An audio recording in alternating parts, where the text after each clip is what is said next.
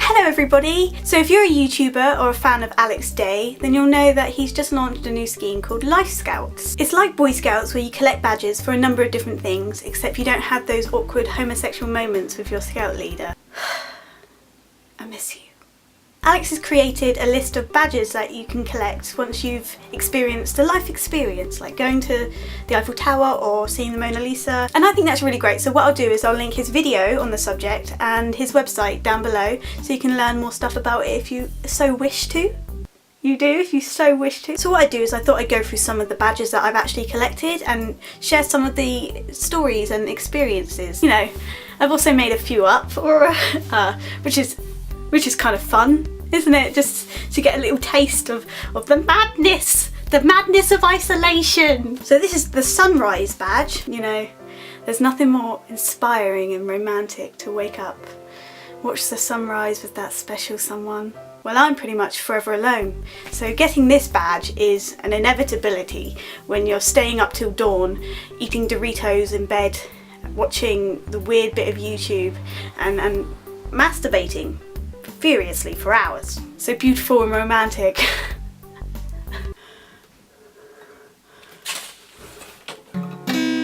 I wanna see your sweat on your body, baby. I wanna make love to your body.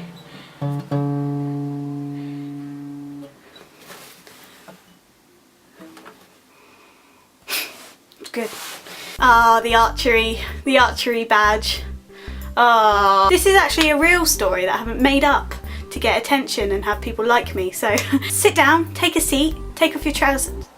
Don't. So me and Tash went to a place called Little Canada once for a school trip when we were around 14, so year 8, year 9. Before we went, like pros, we took some really cheap cider and some out-of-date martini from my sister's cupboard. Despite strict instructions that we weren't allowed to bring or drink alcohol on the trip, we did it anyway, because we're rebels.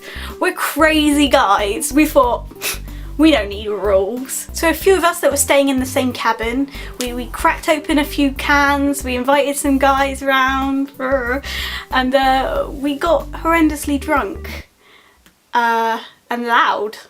We got horrendously drunk and horrendously loud, and that, surprisingly enough, attracted the attention of our teachers and supervisors at the time. Then the next morning, feeling as rough as we all did, we got up and we went to our first activity of the day, which for me was archery, as I held that bow and arrow in my hands. Confident. I felt right, you know? I was about to take my shot and then a teacher was like, "Kerry, can you come over here for a second?"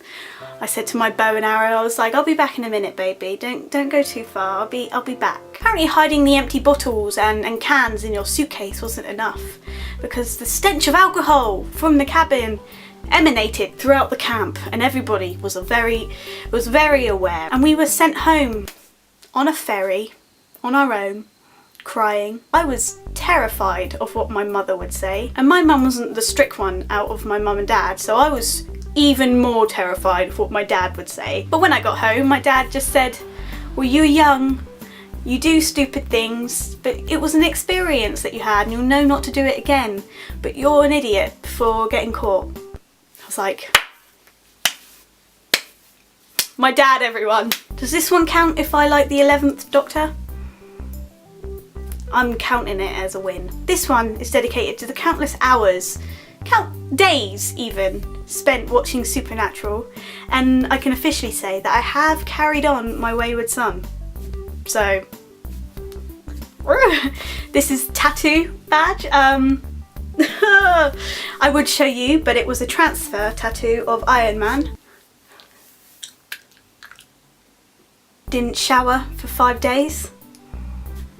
This is one I'm actually particularly proud of. You get them times when you need to poop and puke at the same time. And if you successfully manage to do both at the same time, even though you feel like your body is disintegrating from the inside out, there's a sense of pride and win. So if that's happened to you, I give you a handshake If it's happening to you right now, then I will refrain from the handshake, but I will give you a wave of encouragement. If you're like me and you're at university, or you're in between jobs, or you're in a job that you don't like, then you will understand this badge. It's the permanent existential crisis badge. No matter what day it is, what mood you're in, who you're with, there is always a large part of your brain and body dedicated to that harrowing feeling of I'm not doing it right. The last badge is that I haven't actually killed anyone yet. So yeah, these are my badges. Granted, most of them are made up, but I'm way too poor to actually experience real life experiences. Anyway, I have to go now because I just realised I'm not actually doing anything with my life, and I have to help an old lady cross the road to feel something. In all seriousness, I think LifeScouts and the whole badge thing is a really good idea, and it encourages you to make more choices in your life and, you know, have more experiences, and I think that's a really positive thing. Please go check it out down below because that would just be great. Thank you for watching, and I hope you have a really good day. We just got 100 subscribers, which still baffles me because sometimes I don't even want to watch me, and I just think that if you're not subscribed, you should go subscribe because it's just nice of you.